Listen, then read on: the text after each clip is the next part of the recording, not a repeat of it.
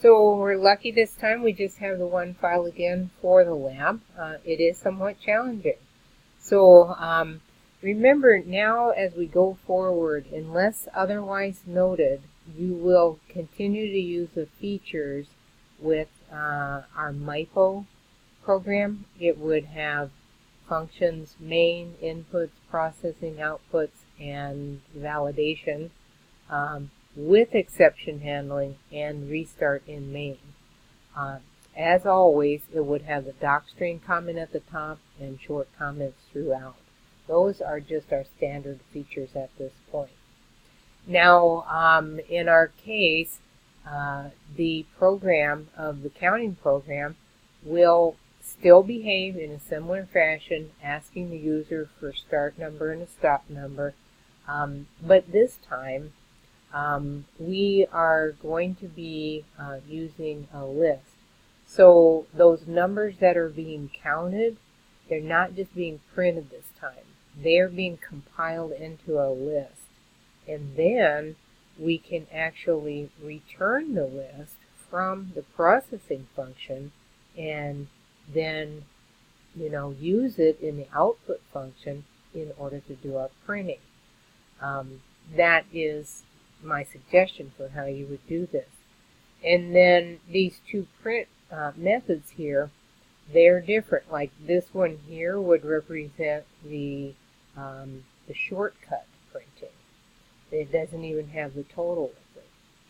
Okay, here we're able to compile the numbers in the list with a plus sign and a space, and treating the last one differently equals the total being written in there. Okay, so this one is the example of the fussy printing, where you are isolating the list items, formatting them, and you are needing to set it up so that the last list item is treated differently. Now, I pointed out slide 9, 14, and 15. Of course, some of the other slides also have code that pertains to this. But basically the idea, the way the program differs is in processing, you're going to initialize a list and build it up with those numbers. Those numbers are determined by the start and stop that the user provides, of course. Okay, that comes out of your inputs still.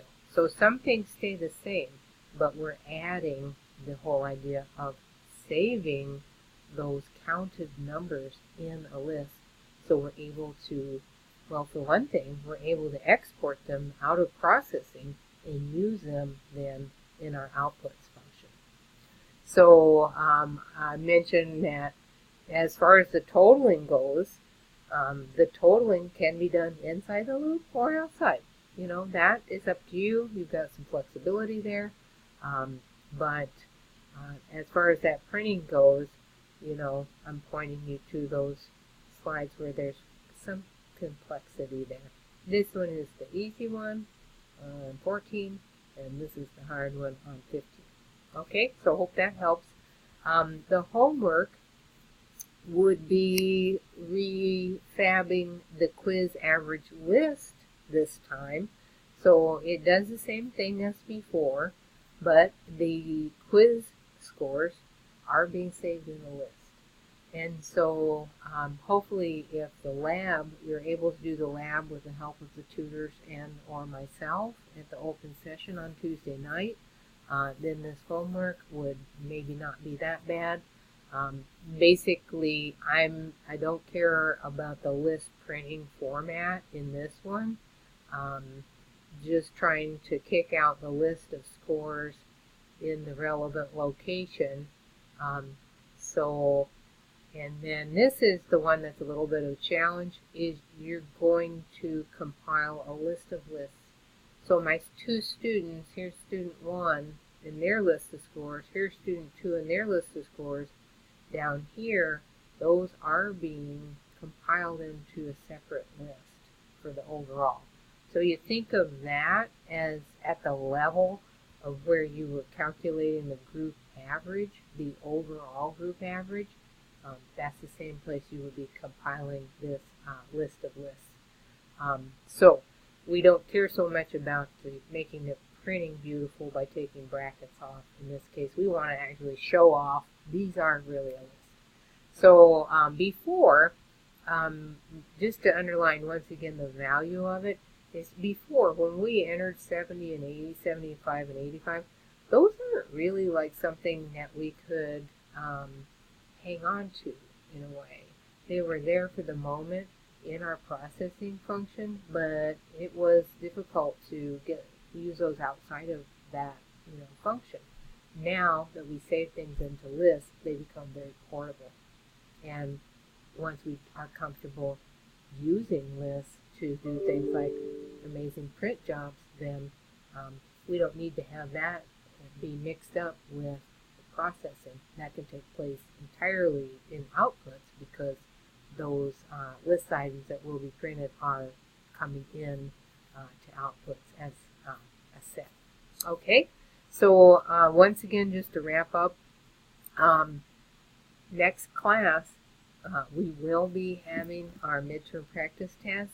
That midterm practice test will require you to be knowledgeable of lists. So you don't want to just kind of shove this one aside. And so we will be at the beginning of the class next time going over the problems, going over the rules. It is open book. And as I said, just to repeat, you have to use the school computer. So getting your head around that will be an adjustment for some people. As always, contact me. I hope to see you at the open lab. And we'll go from there. Thanks, bye.